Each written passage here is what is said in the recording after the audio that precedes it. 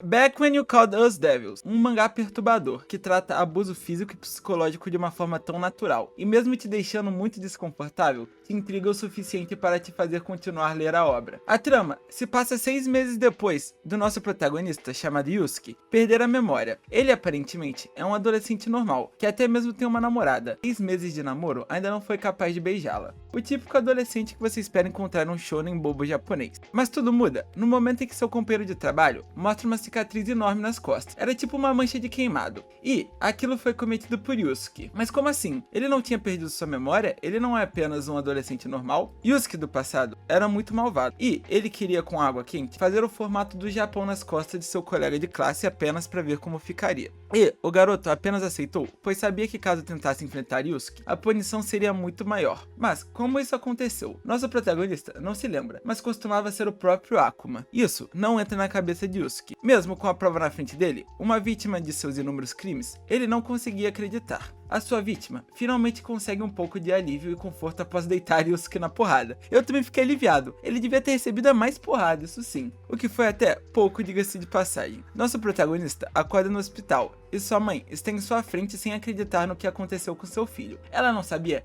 que tinha criado o pior torturador possível. Todo o plot da obra gira em torno desse tema, como nosso protagonista perdeu suas memórias e por que ele fazia tantas maldades assim. Pois agora, o Yusuke que existia era apenas um jovem comum. Não é possível que uma amnésia consiga causar tamanha mudança a uma pessoa. E é isso que me prendeu tanto na obra, saber como Yusuke é de verdade, saber o que motiva esse infeliz a cometer tantas atrocidades. Você fica irritado, mas ao mesmo tempo quer saber mais. Quando eu falo em abuso, você pode pensar em todo tipo possível. Começamos a receber algumas respostas quando um garoto misterioso com um buraco na mão aparece. Seu nome é Aizawa. Yusuke pensa ser mais alguém que quer se vingar dele por algum ato do passado. E eu também queria que fosse, esse cara tem que sofrer tudo de mal possível. Mas não. Aquele garoto estava ali para trazer o Akuma interior de Yusuke de volta. Ele está muito curioso com o buraco na mão de Aizawa, que diz ser seu ex-melhor amigo. Mas eu me pergunto, como um melhor amigo te motiva a cometer tantas atrocidades assim? Acho que é melhor morrer sozinho mesmo. O plano de Aizawa é trazer Yusuke de volta ao seu antigo eu, para que eles possam cometer mais crimes e aproveitar o resto do ensino médio sem serem punidos. Nosso protagonista fica curioso no porquê Aizawa tem um buraco na mão, e nos é explicado que numa aula de mecânica, Yusuke fincou uma furadora na mão de Aizawa. E isso foi durante muitas aulas, não apenas em uma, para conseguirem ver até onde esse buraco conseguiria ir. Aizawa, além de tudo, é masoquista. Essa obra realmente é perturbadora, mas acho que é isso que faz a gente querer consumir mais. Não é gostar do que está vendo, mas sim saber se tem uma explicação para o que eles fazem, ou se eles só são assim mesmo e é isso aí. Aizawa leva Yusuke para o lugar onde os abusos eram cometidos, uma ex-escola abandonada, o lugar que provavelmente fez muitas pessoas sofrerem. Chegando lá, Yusuke vê uma mancha de sangue no chão e se lembra de ter matado alguém. Isso enfurece muito Aizawa. O trato dos dois era nunca matar ninguém. Esse era o único limite que eles não poderiam passar. Quem diria que esses dois teriam um pouco de ética, né? Eu fiquei até impressionado lendo essa informação. Yusuke se lembra de estar eliminando alguém ali mesmo, porém não se lembra de quem nem do porquê. Aizawa fica maluco e fala que caso Yusuke não se lembre, os dois poderiam estar acabados. O reinado de maldades dos dois finalmente chegaria ao fim. Essa, com certeza, não é a coisa certa a se preocupar nessa situação, eu acho. Mas sim, com quem está morto ou colocar um pouco de noção na sua cabeça e perceber que isso definitivamente deveria ser o turning point para os dois pararem de cometer abusos. Mas não. Vamos lá descobrir quem é e ter certeza que não é ninguém que as pessoas sentirão falta. Os gênios, enquanto estão discutindo sobre o que farão, escutam mais um barulho na escola. E lá tem um casal pronto para se divertir. Mas Aizawa é simplesmente um doente mental. Toda a antipatia que eu tenho a essa obra é por causa desse arrombado. Ele acha uma boa ideia sacar no taser, desmaiar o namorado da menina e ver se Yusuke consegue cometer mais maldades mais uma vez. Mas por algum milagre, algum sino ativou na cabeça do Yusuke e ele não fez nada. Porém, só pensar em cometer isso já desbloqueou algumas memórias na cabeça do infeliz. Ele se lembra de quem possivelmente matou,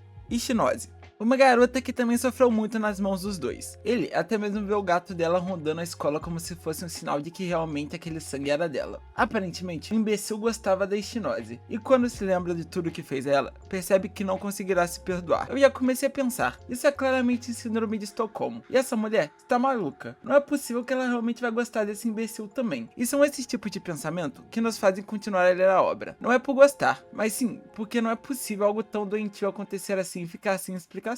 Yusuke, aparentemente, realmente se tornou um adolescente normal, Ele até mesmo tinha uma relação muito boa com sua mãe. Será que alguém que cometeu tantas maldades realmente merece um futuro justo e sem fantasmas assombrando? Acho que essa é a vingança final de Aizawa, o último jogo. Fazer Yusuke, que aparentemente tinha se tornado um adolescente normal, pagar e saber de todos os seus crimes. Os dois visitam a casa de Shinose para encontrar mais pistas do paradeiro da garota. Lá, eles conhecem sua avó adotiva, e Shinose havia perdido seus pais na infância. Yusuke realmente era uma pessoa próxima de Shinose antigamente. A avó da garota se lembra do menino. Todo dia após a aula, ele aparecia em sua casa para ficar com Shinose no seu quarto. O desaparecimento dela também foi há 6 meses, o que bate certinho com a memória de Yusuke. A garota até mesmo diz ter uma queda por nossa protagonista. Isso me deixou muito irritado. Garota, nessa situação você deveria ter ou ter uma conversa com o psiquiatra ou com a polícia. Na verdade, de preferência com os dois. Naquele quarto, Yusuke se confessa para Shinose, dizendo que a ama. Esse capítulo foi um saco. Eu li rapidamente porque eu não estava aguentando essa situação de vítima e criminoso.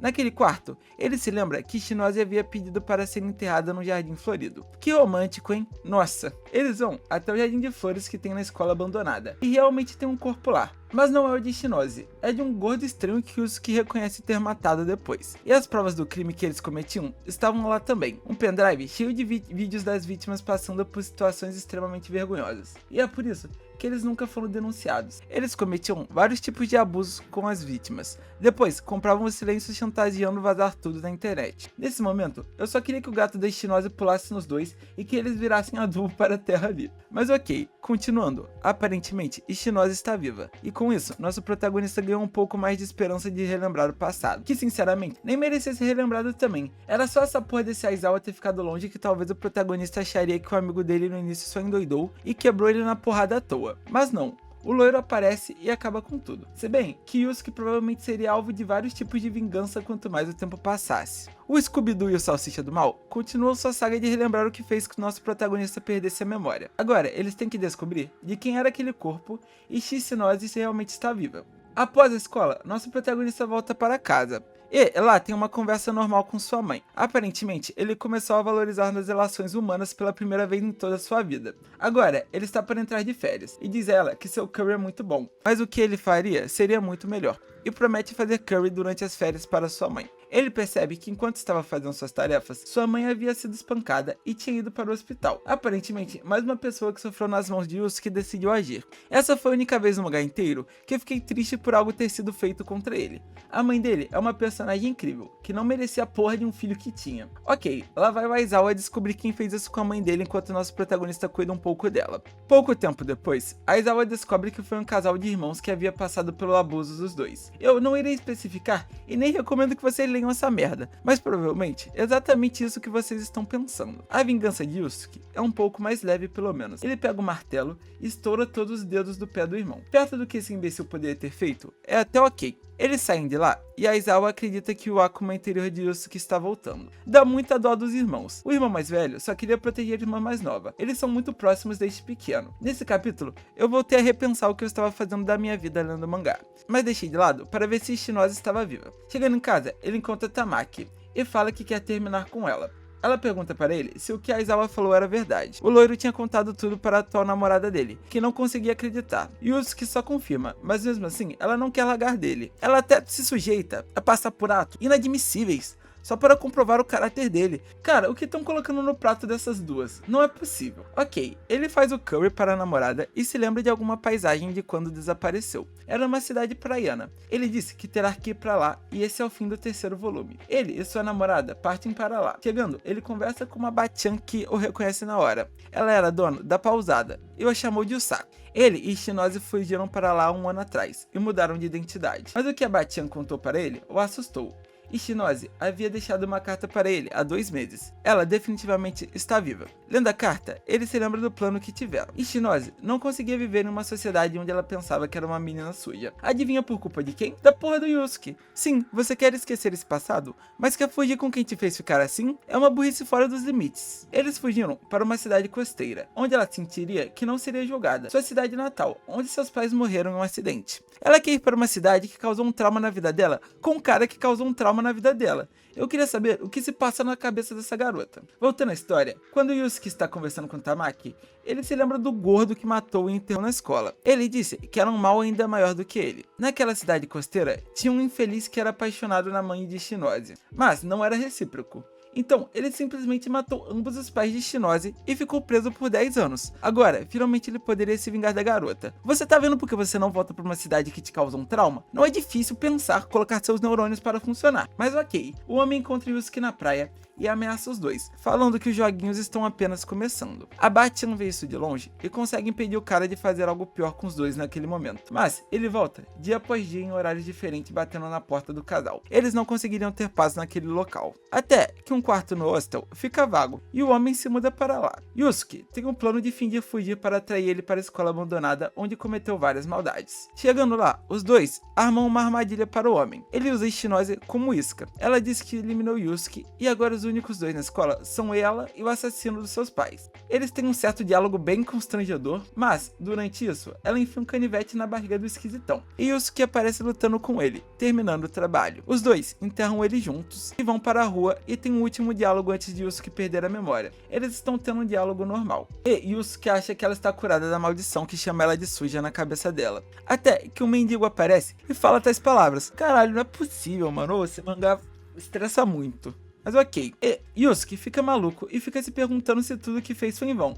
Cara, você tinha que ficar quieto e aceitar todo tipo de punição divina, seu moleque esquisito. Enfim, durante um diálogo, um alter ego dele aparece em sua frente. O choque das coisas que aconteceram foi tão grande que causou dissociação nele. Seu alter ego faz ele lembrar de tanta maldade que cometeu, tantas vidas que destruiu. Esse choque foi tão grande que fez ele perder a memória. No presente, ele abre a carta, e quando Tamaki dá espaço para ele ler, ela percebe que ele fugiu. Na carta havia um número de telefone. Yusuke finalmente encontraria em Shinose e enfrentaria seus demônios. Ela sempre esteve acompanhando Yusuke de perto. Na escola, em sua casa, ela não podia permitir que o cara que causou tanto mal na vida dela só vivesse uma vida normal assim. Ele corre para encontrá-la e os dois finalmente se reencontram. Esse é o fim do arco da morte de Shinose. Caso queiram que eu traga mais do mangá, deixem embaixo. Mas o plot principal foi explicado, e os dois agora podem continuar os joguinhos, com participação de Aizawa e Tamaki inclusive.